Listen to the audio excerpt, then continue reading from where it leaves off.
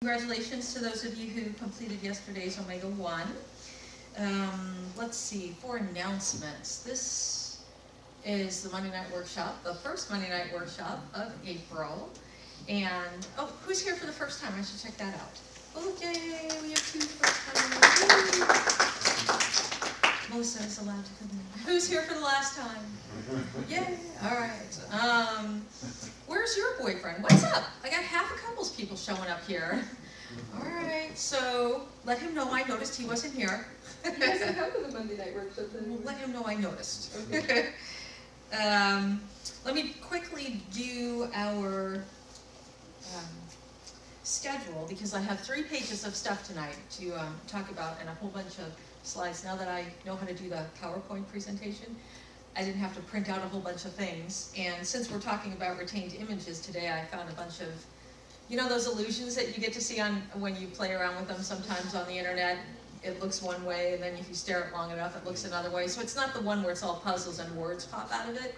These are actually illusions. So I've got a lot of those to show you this evening. So tonight's workshop is about retained images. This was presented by George early in the 90s. He actually did it on January 1st, I think it was 1993, is when he delivered it. God bless you. And then the next Monday Night Workshop is April 21st, and that's going to be on a code to live by. How many of us don't have codes to live by.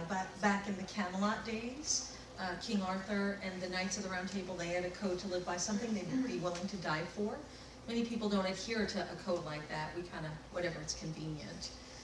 If it includes a selfie, we'll do it. So, hey, you should be surprised I know what a selfie is. And then we have an Omega 2 that starts in 2 weeks, I believe. I don't know the dates, Nicole. Do you know what they are? Yes. You want me to keep flipping? 24th. The 24th? April 24th through the 27th.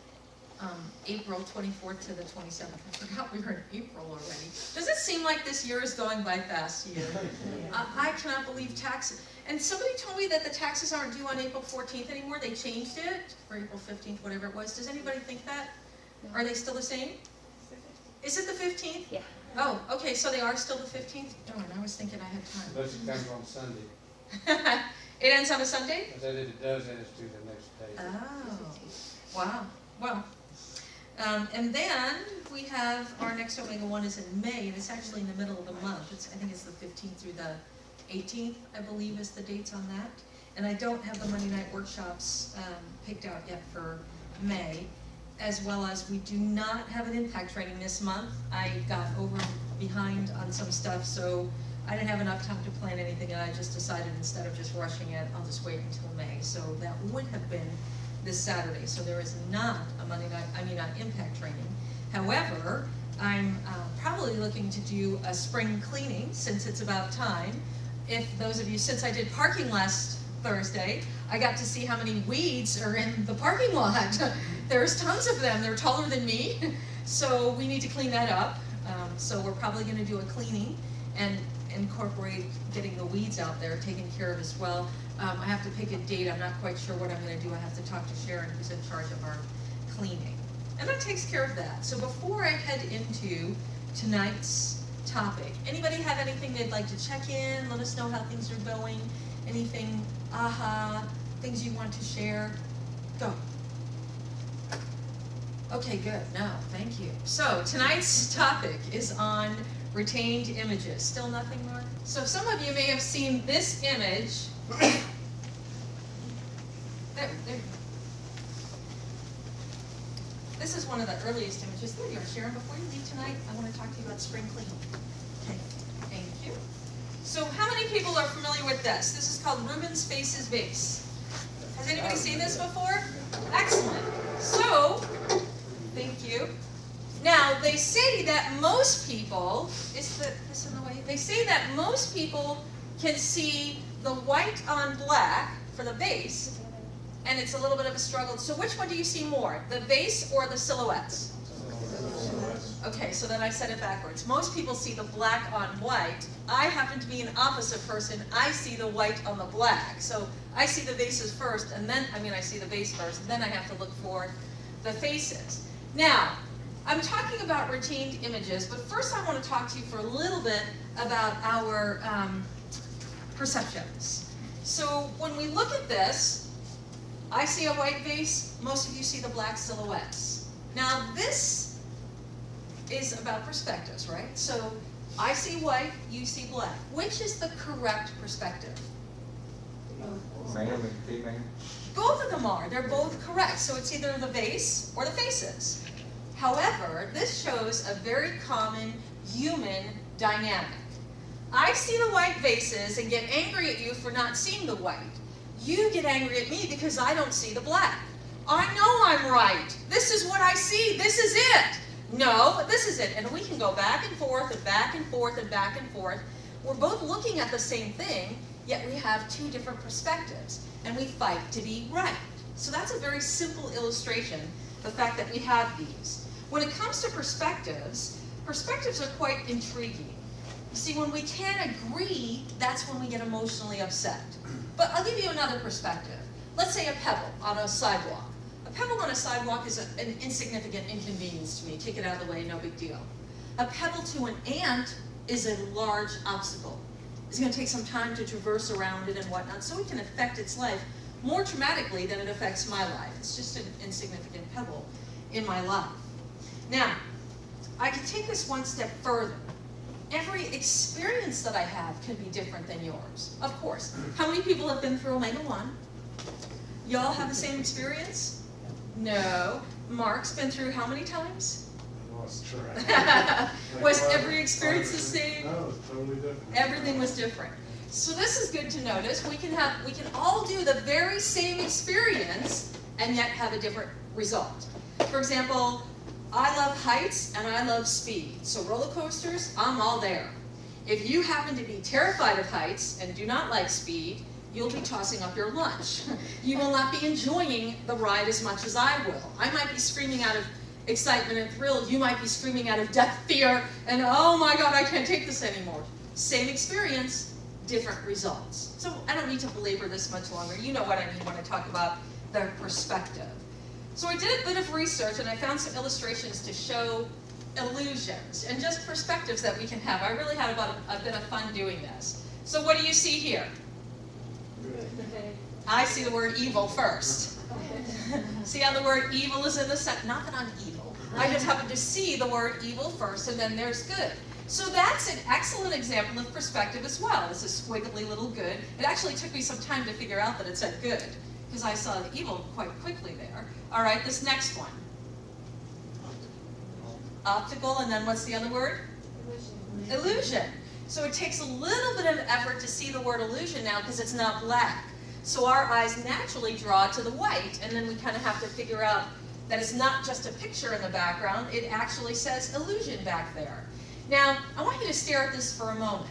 If you look at the words optical, you'll notice that all of a sudden your vision is going to try to bounce back and you'll start seeing the word illusion, and your eyes sort of fluctuate back and forth between illusion and optical. And then you kind of get a little confused. Is that an S or a C in the comma? What's there? Is that really? So your mind is trying to figure this out. This is a good point. When we have something in front of us and we're not very clear on it, our mind fluctuates and we can't find some solid answer, so we assume. And we make assumptions of how things are. So this next one, what do you see? You and me. So there's a big M-E, and then the words you that are inside of that. That kind of helps with the cloud behind it. What about this one? The word lift, which most people won't see first. They see the black blocks that are out there. It helps a little bit that this line is right here. But most of us don't see that word lift, also because it's thin, a little bit thinner. I had another one there. Here, this is a good one. What do you see? Now they say that if you stare at this long enough, you will see a man's face. So I want you to look at that and see. I stared at it for about 10 minutes today. I couldn't see anything. I started making assumptions, thinking that this black bean right here might be an eyeball, but I don't know what it means by a man's face. Is one little bead a man's face? Or so I want you to look at that, see if you can find a man's face in the coffee beans. Has anybody seen it yet? They say if you see it within 3 seconds, you have a brilliant brain. So sorry, guys. Anybody see it yet? Kinda. Where do you see it? Sharon, tell me where. There, kind of in the middle, there's two eyes and a nose. Can you come up and show it? Am I making it up? I don't know. I still can't see it. Okay, so like eye, nose, mouth. Do the eyes again. Eye there, kind of a nose and kind of a mouth. Oh, so this would be the collective face right here? Yeah. Oh, okay. Hey, that works for me. That's closer to a face. Nicole, do you see one? I see some around. Oh, what do you see? Come on up. It's one being kind of even right here. Oh, Oh, a little man's face with a nose in there? That's kind of cool. No, I didn't see that one either. Sorry, Sharon, I meant to go, oh, that's good too. But that's unique right there, that it looks like a man's face is hung in there. Wow, that's good. How long did it take you to see that?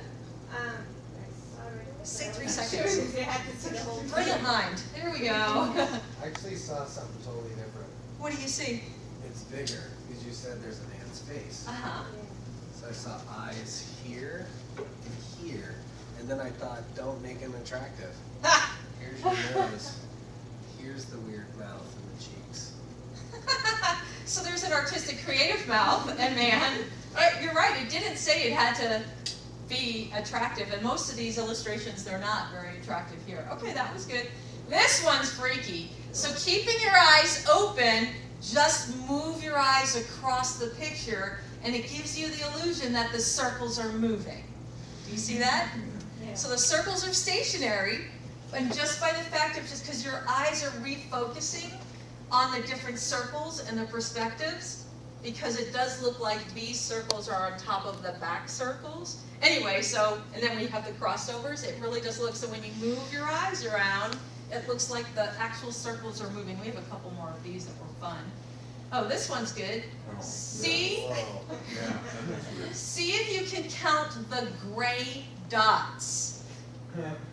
If you look at one part long enough, off in the distance you'll see some gray dots, but as soon as you shift your attention to the gray dots, they disappear. Can you see gray? Yeah, thanks, Mark. Can you see some gray dots? Oh, that's better. Yeah, that's much better. But as soon as you try to look over to them, they disappear. That's very cool. Here's this one. This one is very intriguing. Does it look like the lines are slanted? They're not. They're absolutely parallel. But our illusion, it makes it look like they're slanted on that. Now, this one I didn't spend the time to actually just block one off and see. The only one I did was the top, and you could see every single square is the same size, and they're actually across the same way. So it is vertical. It's just the way. So the lines are slanted, but the actual boxes are vertical. They're all parallel to each other. You can see that. That one's a little freaky. All right, many of you have seen this. How many legs does the elephant have? That gets a little confusing. Now the trick on this is to think the elephant's legs end in white, except for the back leg. The elephant's legs end in white, so you have 1, 2, 3, 4. This is just the end of his leg, and then the trunk and some ground-looking thing.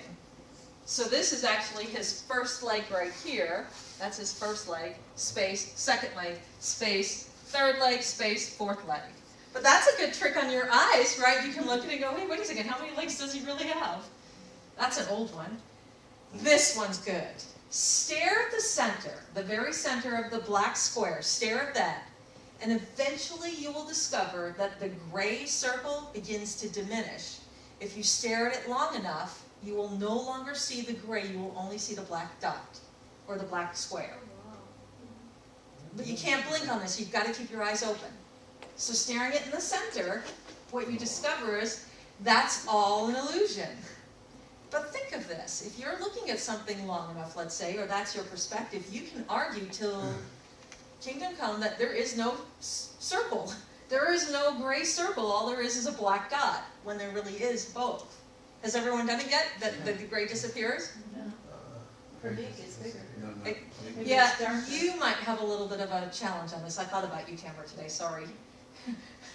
So just close one eye. Okay, what do you see? Bunny. A duck or a rabbit? So you can see both. So the duck is facing to the left, the rabbit is facing to the right. Again, it's all about perspective. Then we have this. This one I truly love. I wish you would have made this larger, Mark. So what do you see? A lady looking in the mirror, as well as a skull. That's pretty cool. The first thing I saw was a skull, and I didn't realize it was a lady in the mirror until I read the description. I went, oh, cool. So that one, I really enjoyed that one. Here, what about this one? Lady's face, looking left. Native Americans looking to the left, or an Eskimo entering into a cave. Can everyone see the guy going into the cave now? Yeah. So that's just a different perspective. Perfect. This one I love. What do you think of this one? It's two faces looking at each other, or one face looking at you. It took me a while to see the two faces, so it could be one face with a head thing coming down in between his nose, but if you pull it back a little bit, you'll see it's actually two faces looking at one another. That's a little strange one. Okay, which way is the book? Opened to the back or open to the front? You can see it both.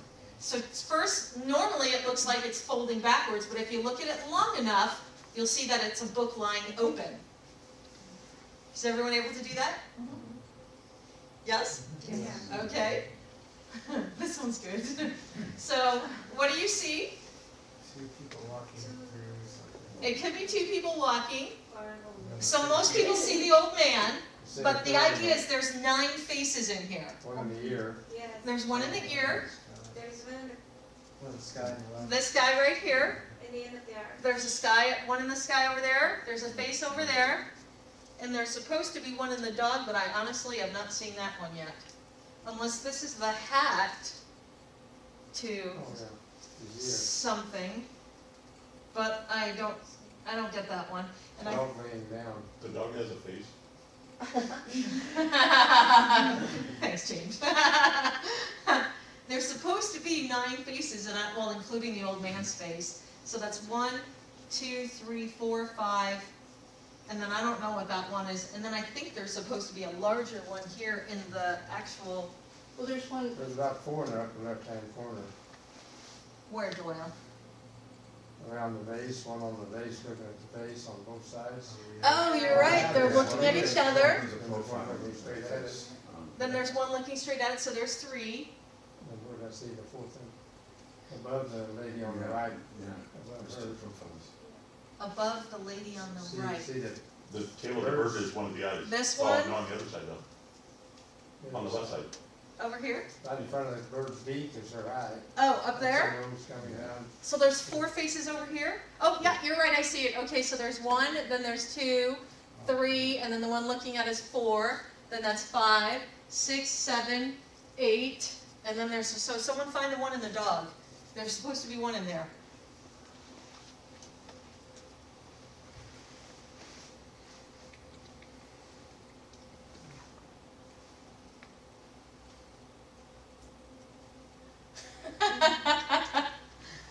I think that's the hardest one.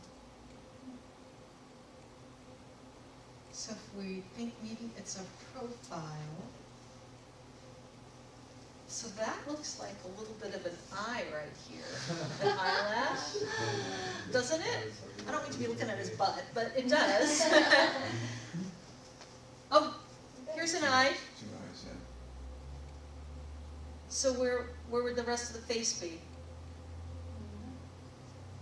There's the elephant. Has any of you able to see the dog yet? The face in the dog? Yeah. Not the face of the dog. Okay, I'm gonna go move to the next one. Which soldier is larger? They're all the same. But when it comes to perspective, because the background looks like it's getting smaller, we automatically think the one on the right is larger than the one on the left. I actually had a couple more of these that I liked better than this one. I didn't add it in there yet, or I didn't get a chance to add it in there yet, but that's again all by perspective. What do you see here? Huh? Liar. The word liar or a face, somebody looking down. Okay, which one is larger? Which circle in the center is larger? This one or that one? The same. They're both the same. But when we look at this quite quickly, we naturally think that's smaller and these are larger just because we're influenced by the outside circles there. Oh, I like this one too. How many horses do you see? 1, 2, 3, 4, 5, 6. Were there 9 in here, Mark? Yeah, most people see 5. That's counting these, I counted 6. So there's 1, 2, 3. I know there's more. There's one. So we have 1 horse's head here, naturally, then there's 1, 2, that's 2, there's 3, there's 4 little 1. I counted 9 last time, didn't I? There's one behind the large one. There's one behind the large one In front. in the front. Oh, with his head down. Yeah. There's 5. Oh, There's a guy that does this. Who's this name? This is No, a woman, Bev Doolittle. She does a lot of these. Okay, so does everybody see at least 5? yeah. All right, let's go to this one. Round columns or square? Yes, sir. Where does the middle one end? Where does the middle column end? You mean up at the top? Where does it end at the top? I don't know. So that's intriguing. Here's another one. What do you see? A young woman or an old lady. Is everybody able to see the old lady? So there's her nose, her eye, her lips. That's her long chin right there. And the young lady, that's her jawline right here, and that's her neck and a necklace. And that's a scarf thing on top of her head. Okay? What about this one? Where's the front of the cube?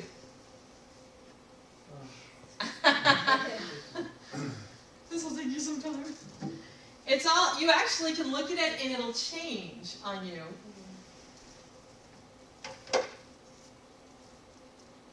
Is that freaking you out too much? Yeah. Okay, we'll change. There we go.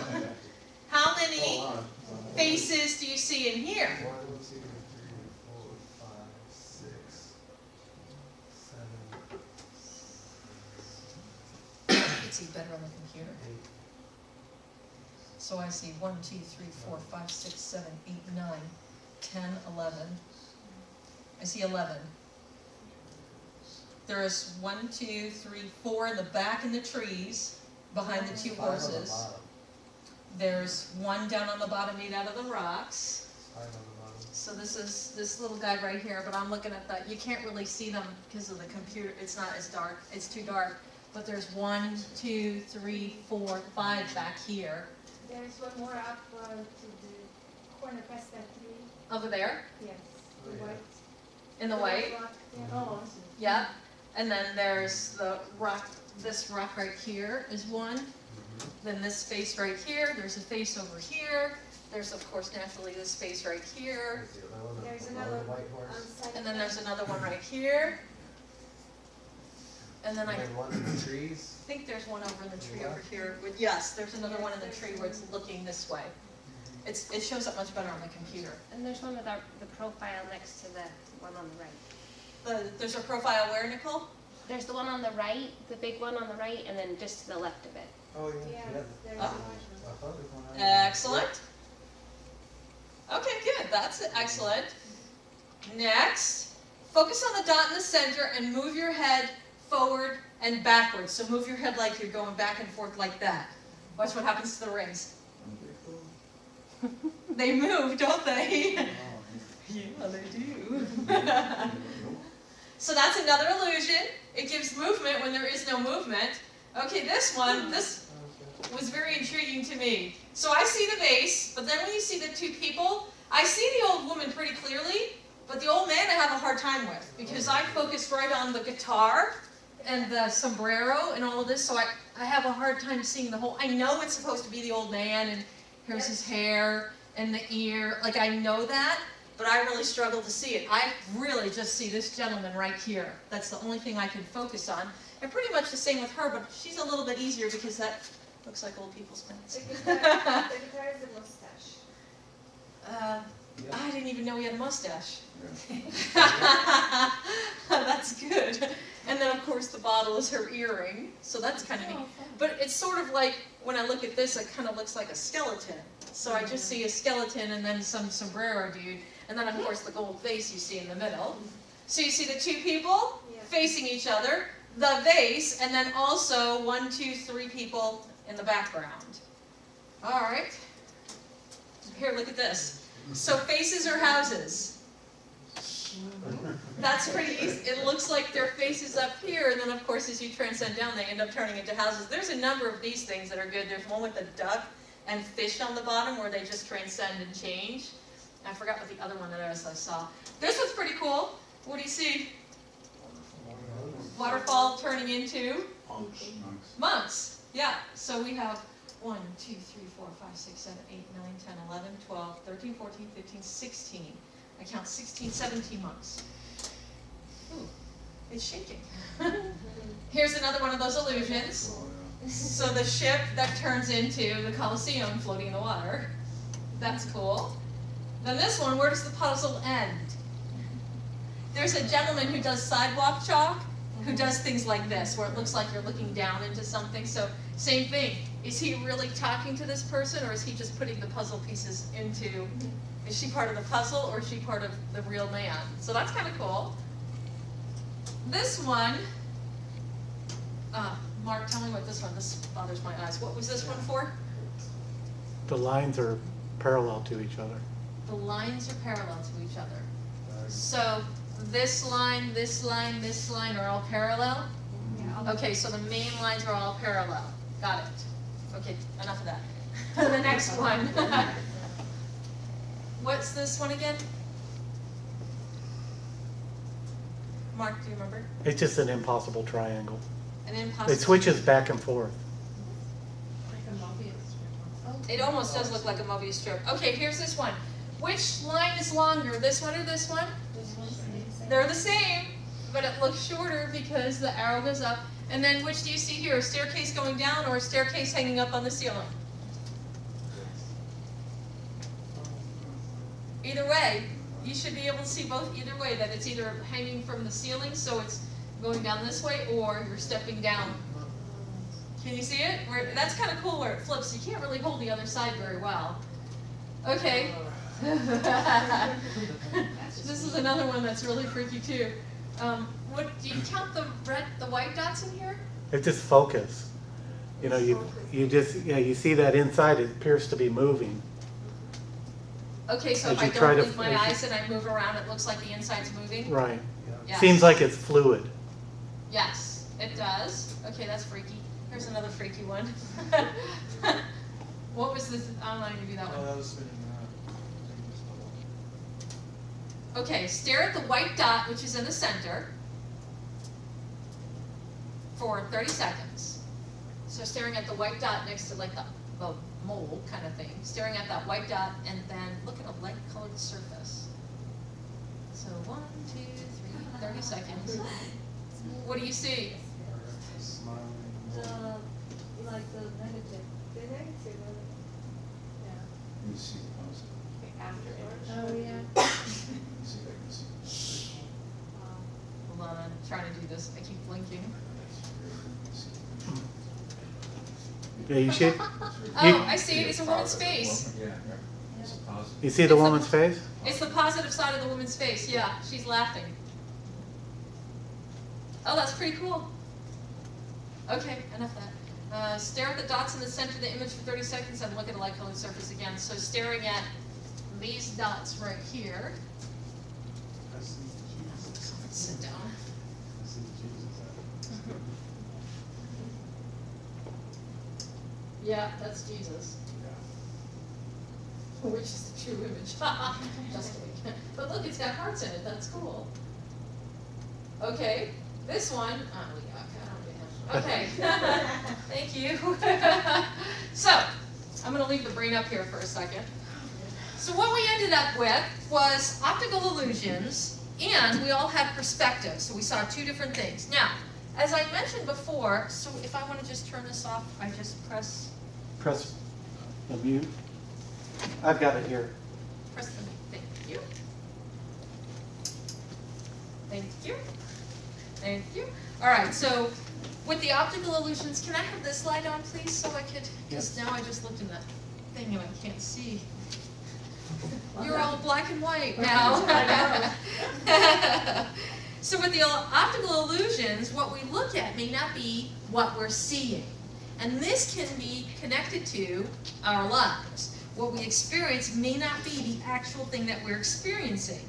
So, the one thing I want to do is introduce you to the elements which affect our perspectiveness. I call them laziness and fear. So, for example, when I talked about the two older people looking at one another, the man and the woman, and I could not see the old man, I didn't even know he had a mustache. So I literally struggled to see that, and 9 times out of 10, when I don't see something, I overlook it. I just go by, no big deal, and just, you know, come to my own conclusion at the end. For example, let's say that many times I'm a big reader, and I read fast. So many times when I'm reading, if I encounter a word that I don't know what it is, rather than take the time to go to the dictionary and figure it out, I just read the whole sentence. I'll read the whole paragraph and come to my own conclusion, oh, well, that's what this must have meant. And sometimes I even forget that there's words there that I didn't even know. For example, one of our facilitators, we were working on some of the stuff that we're working on in one of the study groups. He came to me and he said, okay, do you know what this word is? Do you know what? And he pulled out 5 words that in one sheet of paper, and I honestly did not know what they were, and I didn't even know they were in there. But I read the same paper that he did. So that was very awareness to me. And so that made me think, what else am I overlooking? If I don't want to take the time to do it, I forget whatever and just skim over it. I get accused of this a lot with my husband because he talks a lot. I shouldn't say that, not talks a lot. You have to edit that part now. But he'll talk in great detail. I'm short, concise, and to the point. I want a sentence or 2. He'll use 3 or 4 paragraphs. I want 1 sentence. So most of the time, I watch myself, I can watch it, I see myself drifting off because I'm thinking one word and I'm waiting for him to finish. And then I'll come back and go, oh crap, what did he just say? Because he's a wordsmither, so he likes the exact words in the right order, and if I repeat it back to him, I have to repeat exactly what he said, or he'll repeat it until I get it. Not that we have any of arguments, but it is kind of funny. We were talking about this weekend because I was working on a proposal thing. But anyway, so that annoys me because I'm an overlooker. If I don't hear every word, I got the gist of it. I know what you're talking about.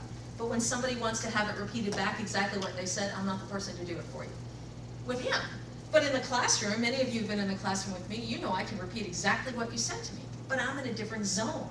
I'm there. I'm focused. You got me. So I guess it thinks about timing and focus. And then, of course, laziness. That's where I connected it to laziness. I don't have to be on when I'm talking to him. I'm not in the classroom. I'm not trying to solve anything. It's just a casual conversation. I don't have to be present. How disrespectful. I know that's disrespectful, but I'm also, come on, let's go. So did I make myself feel worse? I mean, sound worse than you? Or, not that I'm saying that I'm going to stop talking right now. So, laziness. Laziness is one thing that can affect my perspective. If I end up being lazy, I'm going to miss details. And if I miss the details, I may not see the whole picture.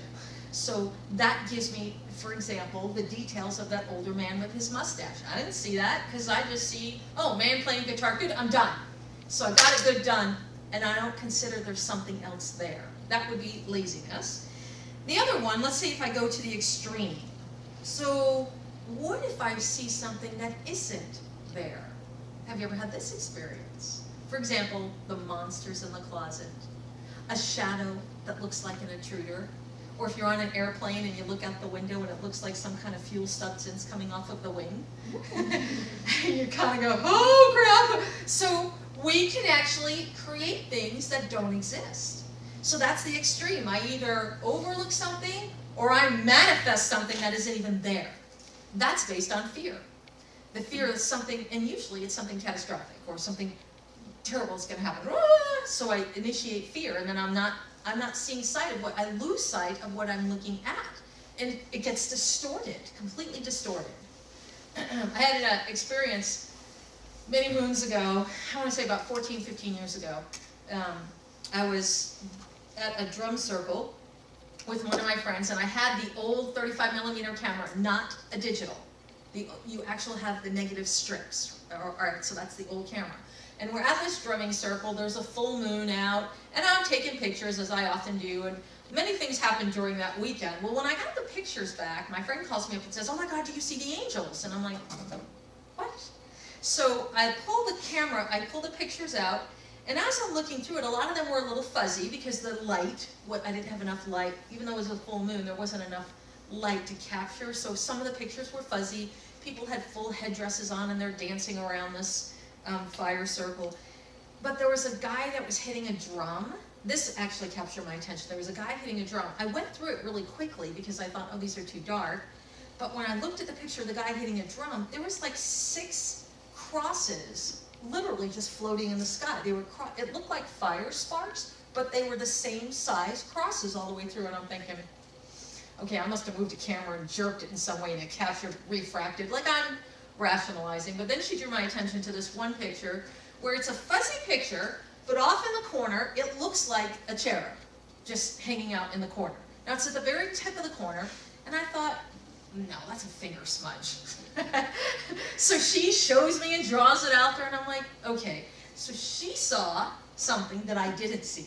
So who's right in that perspective? I don't know. I finally conceded. I was like, oh yeah, that looks like an angel, okay. But then the longer I looked at it, and I put it away and then pulled it back again and went back and forth, and then at the right distance, I saw what she was seeing. So it took an effort. It took a little bit of an effort, which I think is appropriate. Sometimes when we see each other's perspectives, it might take effort. We want it quick, but it might take effort. So that's one thing that's to consider as well. So again, I have laziness and fear, and both of them can affect my perspective. Now, remember, the topic at hand is retained images. So I've been talking a little over half an hour now. We've been playing around with perspective. So I want to just join this back to the original topic of retained images. Retained images connect to our memory. A retained means something I'm holding, and an image, obviously, it's a picture. So the retained images that I have are from what I see and experience. So my retained images are connected to my past. Even if it's 2 seconds, 30 seconds, 30 days, 30 years, it's my past. So when it comes to my retained images, then I want to take a look for a moment and think, where are my retained images stored? So I have, can you turn this back on? I have a picture of the brain. George used to have, or I still have it, I just didn't get a chance to pull it out. He had a 3-dimensional brain, so I could take out, it's plastic, not a person's brain. So, but I thought I'd put this up here too. I went to, it's called Human Memory website, and it talked about where does the memory exist. Well, they said the cerebellum, there's 2 cerebellums, it's the large gray mass. So this is going within, breaking down the different aspects of the cerebellum. You're not going to be tested on this. I just want to give you some scientific information. So, because I never do that, so I thought I'd try scientific information. Now this is going to be funny. The cerebral cortex plays a key role in the memory, attention, perceptual awareness, thought, language, and consciousness. The prefrontal cortex, where are you? Prefrontal cortex, which isn't on here. The prefrontal cortex plays an important part in processing short-term memories and retaining longer-term memories, which are not task-orientated. So in other words, they're emotionally connected. The temporal lobe plays a key role in the formation of long-term memories. Now, the medial temporal lobe, in particular, is thought to be involved in declarative and episodic memory. Deep inside the medial temporal lobe is the region of the brain known as the limbic system, which we're still not there yet, which includes the hippocampus, which is right here. So here's my hippocampus, this thing right here, this light blue thing. The amygdala, this thing right here, which is this dark blue that follows along with it. The cingulate gyrus, which is, where is that? Okay, and the thalamus, which is this thing right here, the hypothalamus, which is that little thing in the center, and they all pertain to the process of a memory. However, the thing I want to draw your attention to is the hippocampus. So this blue part right here, this is important in transferring short-term memory into long-term memory. So this part right here is what transfers my images from just recently happening to storing it, so I could say back then, way back then. So it goes from short-term to long-term memory. Now, it has the ability, although this ability is impaired by stress, it's impaired by stress, which we can say emotions cause stress. So stress can prevent my short-term memory from being filed back into long-term memory. Stress can keep an emotion, an event present as if it just happened yesterday. So if you've ever been in some kind of trauma, a car accident, the death of somebody in your life, somebody's death, a divorce, that's present for many people, and it stays present for quite a long time. So it stays present because I'm experiencing stress, and I'm unable to process this and let it get converted to a long-term memory. Now, for example, I want to just use George's death. George's death, we prepared for this for quite some time, at least 7 years. We not worked on it, but we knew it was inevitable, and the closer he got, the more prepared I was, let's say. So when he passed on, it was easy for me to put that as part of the long-term memory because I didn't have much stress. It was, oh, there you go, he did it, he's gone, good. It wasn't quickly like, boom, just like that, but it wasn't a long 7-year, some people grieve for such a long time. It wasn't that long of a grieving process for me because I didn't have stress associated with it. Now, take a husband and a wife, and the wife gets killed in a car accident. This just happened. On Valentine's Day, they're going to their date and the wife is killed. That's immediate shock and stress. For that gentleman, this is going to be a very current, touchy subject because he wasn't expecting it. So when you introduce stress and shock, we lose the ability to move our events from just currently happening to the long-term memory. That's why we have the emotional reactions. When somebody says something, we fly off the handle. Somebody reminds us of something, we fly off the handle. We lose our ability to store it in the background, to find resolve to it. Many of our arrest records are connected in here. So I could say on the hippocampus part, this is where most of our arrest records still exist because we haven't had the ability to release them and put them into the back. Now, when it comes to this, with the idea of,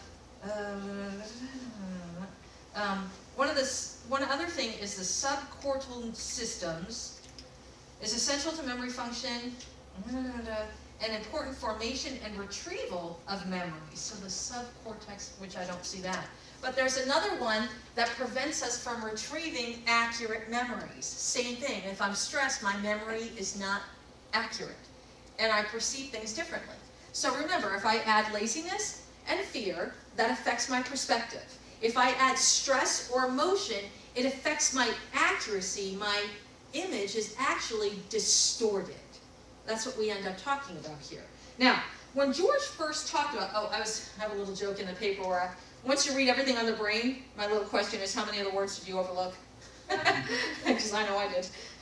So, George introduced the topic of retained images in the early 90s. He contended that our memory is a collection of images from our past. I agree with that part. He stated that the experiences we had as children do not match our retained images. Now I'm going to start to disagree. The things we remember about our parents, siblings, teachers, sweethearts, etc. were far different than the retained images that we carry of them. Now here's where I completely disagree. Because I have an incredible memory, and I am absolutely certain that every image that I have is 100% accurate and correct. Which most people have the same philosophy. It's my image, I know I'm right. So, you know, if I have an image of me and my brother growing up, well, I know I'm right, he's incorrect, he knows he's right, I'm incorrect. Welcome to my Italian family. So, here's the next thing. Many of you have seen this. What I want you to do is stare at this dot right here. Stare and hold it for 30 seconds. And then what you could do is just close your eyes. You could look off to the wall, but closing your eyes and tell me what you end up seeing.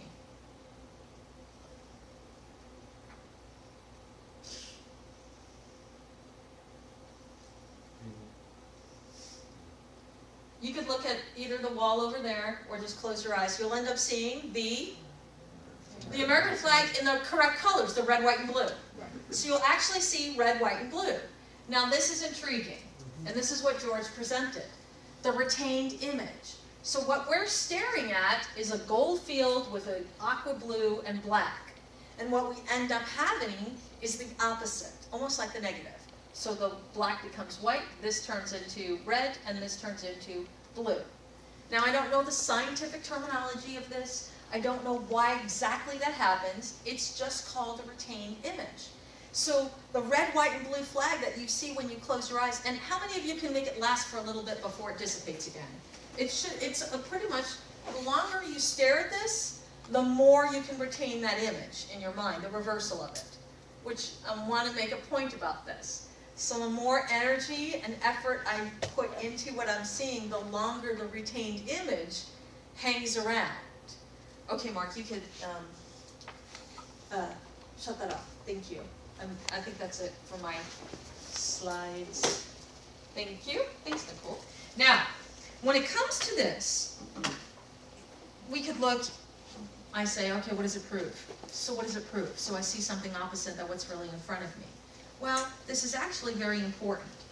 George first learned about the retained images from a publication which was about vision from the Eye Institute in San Francisco. And it was clearly explained that when we look directly at something, and when we close our eyes, we have a retained image of what we saw, and the retained image is never what we match, or never what we thought we saw. And George says this is a very important point in understanding life. When it comes to understanding life, many people will spend thousands of dollars and develop years of their time working on their mother and father issues.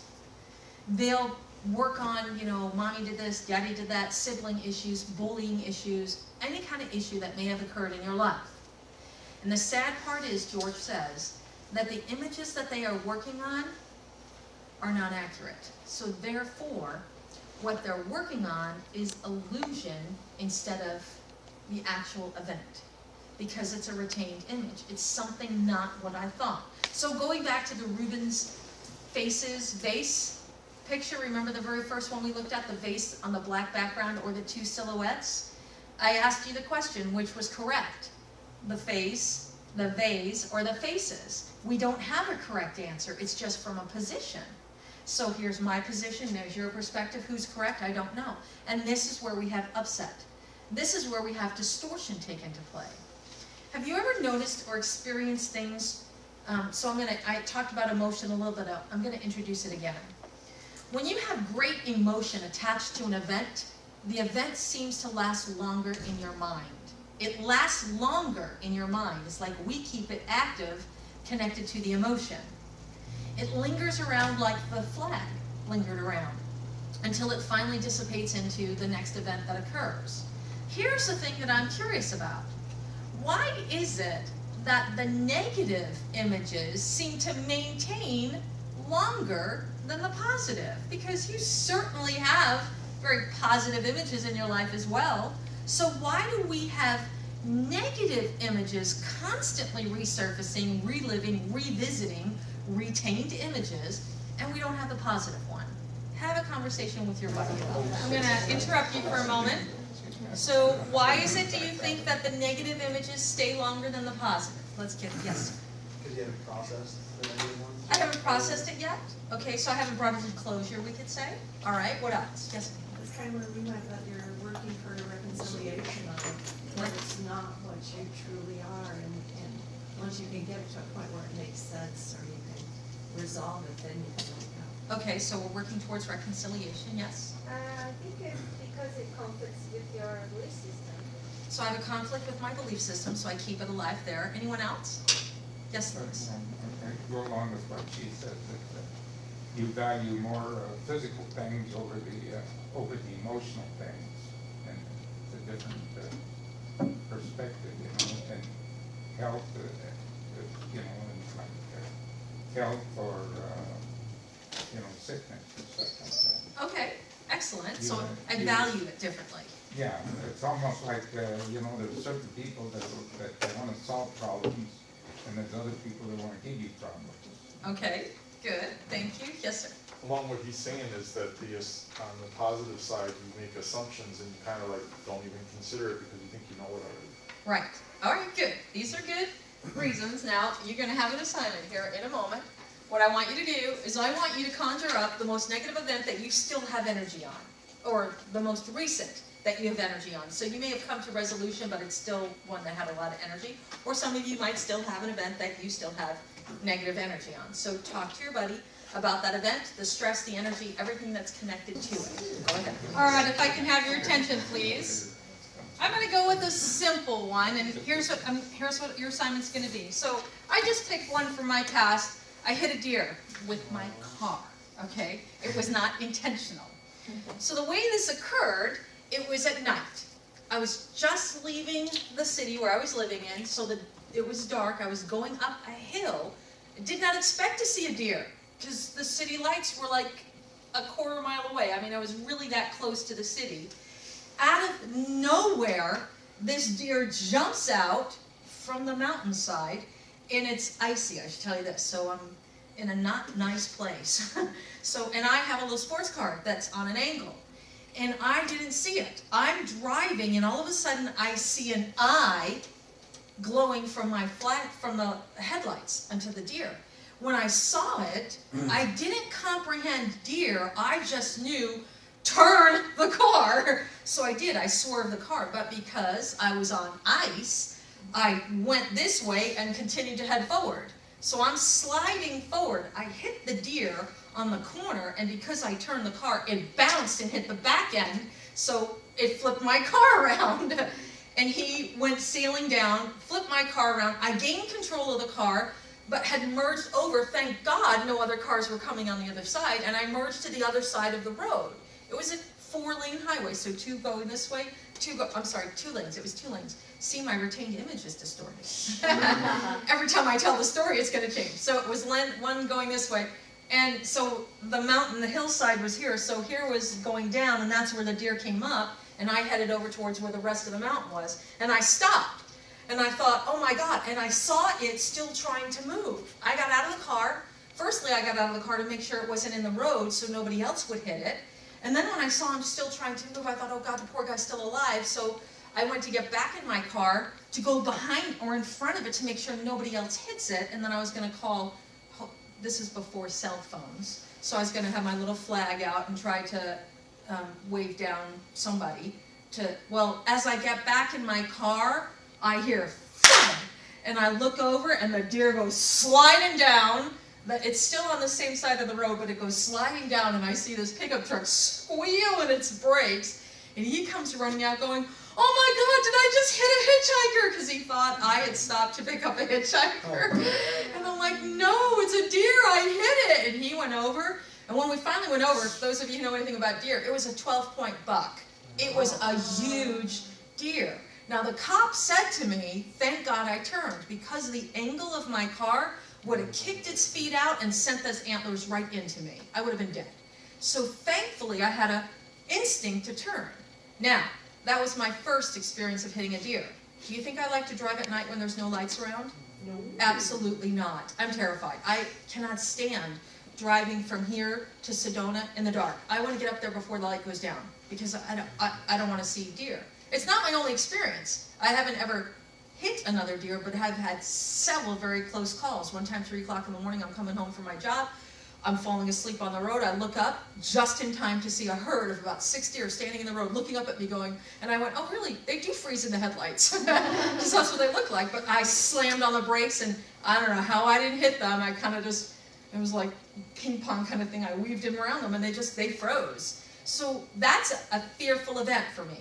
So being in a car at night, I relive this. Now, I've had several other accidents where I've been a passenger, so it's not fun for me to be a passenger in a car at night, and especially if it's raining. I'm a nightmare. Don't drive with me. I'm not the nicest person. I have to drive. If it gets to be that point, I've got to drive. So that's how one image affects me. So even though that happened, I think I hit that deer, I was fresh out of college, so 1986, right before I moved here, it was 1986. So what is that, 20-somewhat years? Almost 30 years? I still am affected by it. It still affects my daily interactions, so much so that I do not like driving at night. If I do, I drive really slow and I drive in the middle of the road. In case I see the deer, then I know which way to go for it. So that is something that affects me. It's a retained image. So the thing that you were talking to your buddy about, I want you to keep talking, but see how it still affects you today. So see if it's still affecting you today. Go ahead. If I can have your attention, due to the interest of time, I'm going to have this side of the room, this side of the room, keep talking about your event.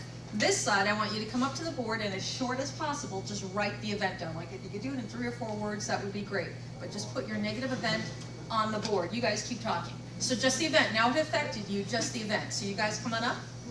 You guys keep talking. Puff monsters. All right. Now if I could just draw your attention to our wonderful negative outcomes here. We have anything and everything under the sun, from being yelled at by our exes, killing a deer, and actually having meat. Which actually I did ask the cop, and he said I couldn't because it was hit twice and there was too much blood in the meat. The custody battle, a blunder seeing a deceased family member, parents, divorce, breakup, divorce, process moving, girlfriend murdered by an ex, and fell out of a tree and fell off a cliff. And you guys are both friends, right? That's nice. So, what I want to draw your attention to is most of the time that we have events that happen, they catch us by surprise. We're shocked. We didn't expect it to happen. When we have that shock or that non-expectation of something happening, it becomes an arrest record, which we talk about in Omega-1. But somehow, because I was shocked, it's almost like it overrides my system and it kind of burns right there, like, what just happened? For example, if you've ever been yelled at by somebody in public, and you weren't expecting it, it kind of catches you off guard, especially if it's a friend. And you kind of just go, what? And if you react, you may not react at the right moment, but then you replay it over and over, and every time you replay it, you favor it more in your favor, and the person gets louder and louder, and their face gets distorted, and before you know it, there's a whole war going inside your head, which never really happened, but we bring it out of proportion, because we have that emotion attached to it, and it's a negative event. So the negative event carries with us and affects us. Now, I want you to flip to the opposite side, talk about a positive event. So think of a positive event that you've had in your life that you have good energy on, that you can talk about, a good experience that you had. So positive event with your buddy, please. Okay, so here we have positive events in our lives. And for some of you, these are pretty profound positive events. They shape who you are. And yet, the question I would ask you, do they still affect you as much as your negative events do? Can you pull them forward? For example, I wrote Kissed by a Bald Eagle. That was probably the best moment of my life. And I didn't expect it. It was a complete and total shock. When I stood in front of her, I stood next to her. Nicole can tell you I was shocked. So I stood next to her, and this yellow beak just comes down and hits me on the nose, and I think she's going to eat me. And the guy says, no, she's giving you a kiss because I cannot comprehend birds kiss people. And he's like, well, what do you think she kisses with? Her feet? I mean, obviously, it's her beak. Birds kiss. But anyway, it was a shock. That experience, I was like on cloud 9 for 9 days, let's say. Now, I can recall this anytime I want, but I don't have the very same experience. I don't have it where it affects me every time I get in the car at night. So every time I walk outside and see the sun or see beauty, I don't think about this. I actually have to recall this intentionally. I have to recall it. It's not something I carry with. It doesn't just go like that and here comes the eagle. Unless I'm standing in front of another eagle, I don't know if that'll ever happen again. But right now, that event doesn't come to me on its own. I have to work at recalling it. This one comes to me every time I'm in the car at night. So close your eyes for me right now. Think about the event that you put up on the board, the positive event. Think about the positive event that you put up on the board. Feel yourself in that moment when it occurred, how your body feels. If you felt excited, elated, if you feel energetic, smiling, Twitter-pated, any word that you can think of to define that happy moment. See how it's affecting your body, if your body tingles and you just feel energized. Relax into that moment for a second. Bring that moment to your present moment right now, and I'm going to challenge you to hold on to it. I want you to see how long you can hold on to that happy, energetic feeling. Once you lose the happy, energetic feeling, open your eyes. Just so I can see how long you can maintain that overwhelming, energetic excitement that you had when you experienced the moment on the board. Once you've lost it, and your mind starts wandering to other things, open your eyes.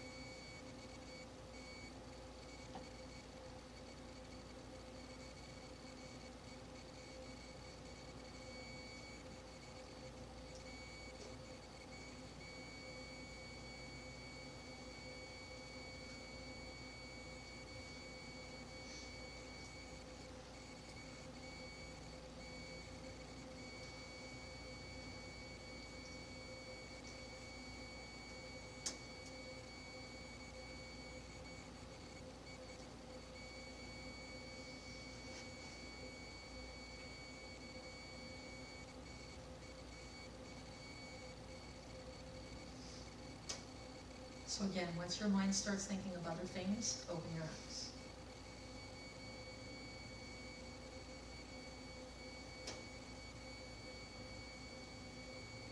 Make sure you don't fall asleep.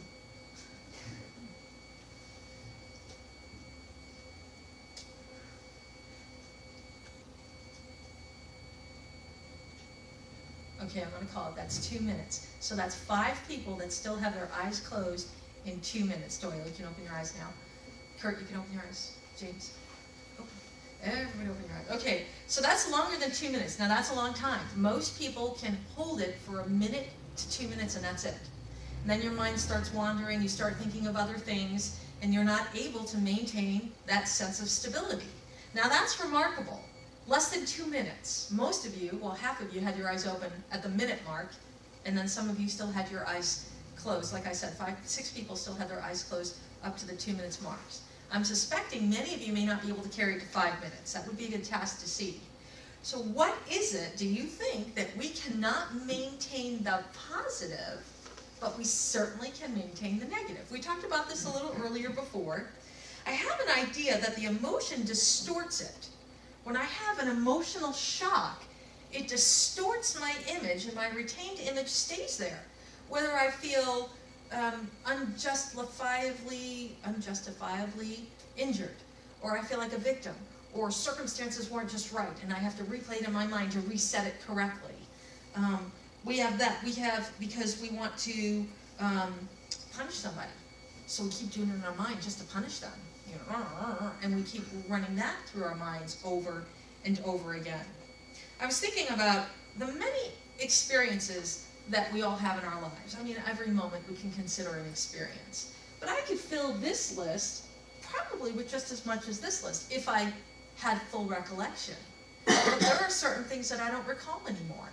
Things that I've had happen on the happy side, they're gone because the event has passed and another one replaces it. So every risk that I've taken, it gets replaced by the next risk that I take. So it starts to fade into the background. So back to the hippocampus. It goes from a current short-term memory to a long-term memory.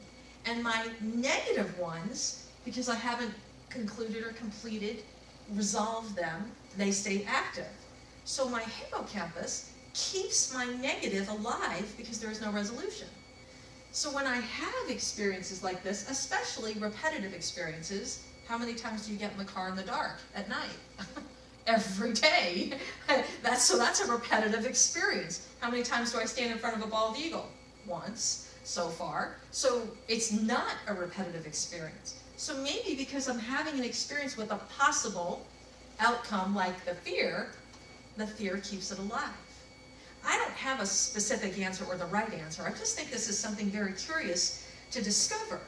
So when I have a shocking event and I don't fully recover, I think somewhere my circuitry wires kind of get blown and I solidify and stop. Like we talk about in Omega-1, the arrest records. I create a arrest record and I say, that's it. That's the way it is. That's the way it's always going to be. And I proceed forward in my life as if that truly is the actual event. Here's the thing. I can look at this event as an event. It's already happened. It's not repeating itself. I've only hit one deer in my entire life, and once was enough, but it hasn't happened again. I keep it alive here in my mind. And because it's alive in my mind, it's experiencing, the fear runs through my body, just like the happy events. So it might be beneficial for me to, instead of thinking about hitting a deer when I get in the car, it might be beneficial for me to think about being kissed by a bald eagle. Do you think that's easy to do? No, because I already have that attachment and that reaction, that we're in the dark and there's possible deer flowing. I can't stand when I see the sign. It's deer up ahead, 12 miles. How do they know they only travel just 12 miles? I mean, they could go more. So is it really just 12 miles and then I'll be safe? I mean, so that all comes into play. I could think about being kissed by a bald eagle, but I wouldn't be able to hold it. I wouldn't be able to hold it very long. This one I can hold for the entire 2 hours, driving from here to Sedona in the dark. I will hold that for 2 hours. I won't be able to hold this for 2 hours. It's a good challenge. It would be a good challenge to do. However, as I said, we're attached, we are connected mostly by our arrest records, these things that we haven't set free yet. Now, of course, in Omega-1, we do talk about how to deal with our arrest records, releasing it, finding gratitude, finding the value. So when I came to a conclusion, earlier I stated that, George is wrong. Our retained images are exactly the way our experience of life, because it was my life. I know how it was. So when we have that experience, I thought, okay, what I could do now at the end, all right, retained images, is there a possibility that perhaps my retained images aren't exactly what happened? Okay, I can concede there's a possibility. Maybe I'm 99% right and there's 1% that is incorrect. That was supposed to be a joke. Nobody laughed. I don't have the answer to any of these, but I think it's a fascinating topic to discover, why can't I hang on to this as long as I hang on to that? So I would challenge you for the next 2 weeks, if you decide to come in 2 weeks, because I haven't entertained you enough tonight, you may not come back. But if you decide to come back, I'd like to challenge you and see, how did you do in 2 weeks? Were you able to switch a negative image to a positive? Were you able to maintain a positive longer than you expected it? So that would be a good challenge, to just monitor your retained images and see what's actually going on in your brain. Because what's happening in your brain is affecting your life, obviously. Dana, you have a question? I've been doing this for a while, and just my new job, which I've had about 2 months, I actually took it because I need to interact with people more, so this was a good place. So on the same day, I had made a sort of like a, just not thinking properly, just like sort of like speaking off, and I made a blunder. But also that same day, a coworker who no one gets along with complimented me. So I know that my thoughts are now, okay, everyone makes mistakes, blah, blah, blah, but the compliments are not only more realistic to me now, instead of being like, okay, I hear that once in a while, now I realize that that's, it's a mix, I don't know what, but I have been doing exactly what you just asked. So instead of focusing on the blunder, you focus on the compliment. Yeah. Excellent, that's perfect. So now that's one. Well, it's been happening a lot more Yeah. also, I've been accepted. That's good, excellent, Dina, thank you, Doyle. I've been coming to Omega since 1978, I think, since the first year. Way back when, I started trying, before I went to bed tonight, trying to look back for that day and see what Omega classes that helped me get through that one day. Mhm. I did that for a long time, I forgot all about doing that anymore. That's a good thing to do. That's good, Doyle. So tonight, when you get home, you could think, what did Omega teach me today? Okay, yes. All of those up there are threats to survival, and until you resolve them, I think that's one of the things that brings out so much importance, because it's a threat. It's a threat to your physical well-being and your Physical and emotional, yes. Yeah. And I know I've really been working with clearing that consciously and moving toward more deposit. And it's not easy, but I think that's why it stays so strongly. Wouldn't it be great if we actually taught this to our kids in elementary school? Like, hey, guys, don't think of the negative, let's focus on the positive. I think it would be good if we actually could get us to start thinking positively and not putting so much emphasis on the negative. But what do? We punish kids when they're bad, and then we reward them for their good, but then the reward doesn't seem to be enough, so we have to get more rewards, but the punishment sometimes doesn't seem to be enough either, right? So it's a give and take on either side. Okay, yes, Liz? Well, I don't know why, but usually I have to find something because I usually forget the bad things. It's just, I can't remember. You know, if I had an argument, I know I had an argument, but I didn't even know why. So it's just complete, let go. Mhm. So we're done. That's very positive. There are some people who do that they don't hang on to the negative stuff, or maybe you process it through so fast that it's not even something that you need to put much energy onto. Okay, excellent. Yes, sir. I was agreeing with Tamara, I think it is. It's all this energy put in on the things that help us survive, However, I think, I put energy, I want to remember what I've done in the past, and not repeat it, like failed relationships. For survival in the future, however, it affects me negatively today with my relationship with Liz. I get all defensive, thinking she's like some of these people in the past. So the survival aspect of it is damaging to the present. It It's is. like that. It's like being cruel to the kind in the past. Now I'm kind to the cruel in the past. I'm cruel to a kind person in the present. It's quite unusual. Uh-huh. I was thinking when you were talking how, it's funny how I can't remember what I had for dinner last Tuesday. That's 7 days ago. I can't remember it, but I certainly can remember all that stuff right there. And I think it does connect to the survival. Even though eating is survival, I think it was pleasurable, and many of us eat, we're not even thinking about eating anymore. It's just like, oh, something to do, and, well, some of us eat. Well, I eat, and I don't think about eating. I didn't want to incorporate you guys in mine as well. George always used to say eating was such a chore, because he had to stop what he was doing to eat. And he hated it. He was like, ugh. So anyway, okay, well, thank you. I appreciate you all coming out here for this. The handouts are in the back. It's 3 pages for you, and I will see you in 2 weeks. Have a good